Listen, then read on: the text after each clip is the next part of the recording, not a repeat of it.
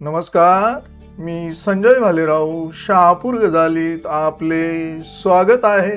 मुंबईचा पोशिंदा शहापूर तालुक्यातील भातसा धरण 88.64% भरले।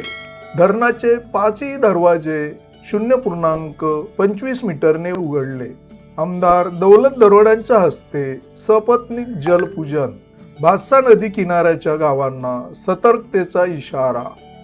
मुंबईचा पोशिंदा शहापूर तालुक्यातील भातसा धरणाची पाणी पातळी शनिवारी सकाळी 11:50 167.66 मीटर एवढी वाढली होती। भातसा धरणाच्या जलग्रहण क्षेत्रात व लाभ क्षेत्रात मुसळधार पाऊस पडत होता। सततच्या पडणाऱ्या पावसाचे प्रमाण वाढत असल्यामुळे धरणात येणारा संभाव्य येवा थोडा वाढत आहे। त्यामुळे भातसा धरणाची पातळी जलाशय परिचलन सूचीनुसार नियमित करण्यासाठी भातसा धरणाचे 5 दरवाजे शनिवारी दुपारी 1 वाजता शहापूर विधानसभा क्षेत्राचे आमदार दौलत दरोडा व त्यांची पत्नी गीता दौलत दरोडा यांच्या हस्ते जलपूजन करून 0.25 मीटरने उघडण्यात आले होते।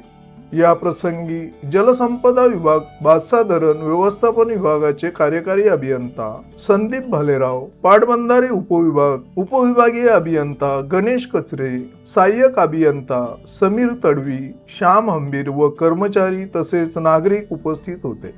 भातसा धरणाची आज सकाळी 7:15 वाजता घेतलेल्या नोंदीनुसार धरणातील पाणी पातळी 168.6 मीटर एवढी वाढली असून धरणाच्या जलग्रहण क्षेत्रात व लाभ क्षेत्रात मुसळधार पाऊस पडत आहे। सततच्या पडणाऱ्या पावसाचे प्रमाण वाढत असल्यामुळे धरणात येणारा संभाव्य येवा थोडा वाढत आहे।